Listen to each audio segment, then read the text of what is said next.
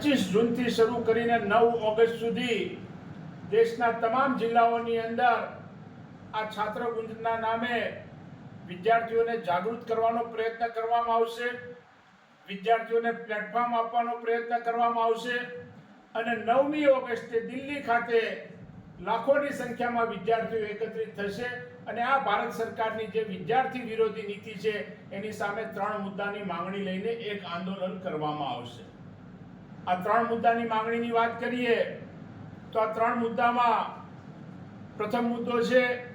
કે reassessment and repair of the examination system, એટલે કે જે આ એક્ઝામિનેશન સિસ્ટમ છે એમાં રીએસેસમેન્ટને લગતા કાયદામાં સુધારો કરવો અને એક આખી સિસ્ટમની એક વ્યવસ્થિત પ્રક્રિયા તૈયાર કરવી। બીજી માંગણી છે કે resignation of the education minister and investigation into his links with the paper leak mafia. જે મેં અગાઉ વાત કરી મુજબ કે જે એનટીએના સભ્યો છે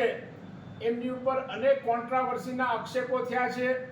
એનટીએના એટલે કે નેશનલ ટેસ્ટિંગ એજન્સીના જે મેમ્બરો છે એ પેપર લીક કરવાની ઘટનાઓ સાથે જોડાયેલા છે, તો શિક્ષણ પ્રધાન રાજીનામું આપે અને આવી પેપર લીક થવાની ઘટનાઓ સાથે જે કોઈ લોકો જોડાયેલા છે તેમની ઉપર કડક કાર્યવાહી કરવામાં આવે। ત્યારબાદ ત્રીજી માંગણી છે કે institutionalisation of an annual examination and recruitment calendar, એટલે કે સરકાર દ્વારા સ્પષ્ટ કેલેન્ડર બનાવવામાં આવે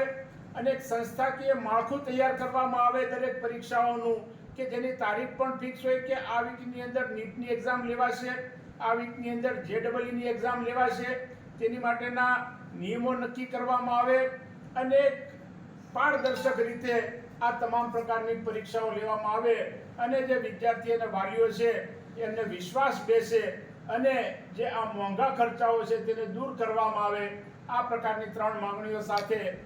9મી જુલાઈ 9મી ઓગસ્ટ કે જે ક્રાંતિ દિન તરીકે આપણે જે ઓળખીએ છીએ 1942ની અંદર ક્વિટ ઇન્ડિયા મુવમેન્ટની જે દિવસે શરૂઆત થઈ હતી એ દિવસે 9મી ઓગસ્ટે ખૂબ મોટી સંખ્યામાં લાખોની સંખ્યામાં વિદ્યાર્થીઓ દિલ્હી ખાતે એકત્રિત થવાના છે અને મને પૂરેપૂરી આશા છે કે કોંગ્રેસ પક્ષના આ આંદોલનના કારણે જે વિદ્યાર્થીઓના સપના ચકનાચૂર થઈ જાય છે તેને ન્યાય આપવાનું કામ થશે। જે મા બાપ પોતાની જીવનભરની કમાણી પોતાના બાળકોને સારું શિક્ષણ મળી રહે, એમનું ભવિષ્ય ઉજ્જવળ બને તેના માટે ખર્ચતા હોય છે, પરંતુ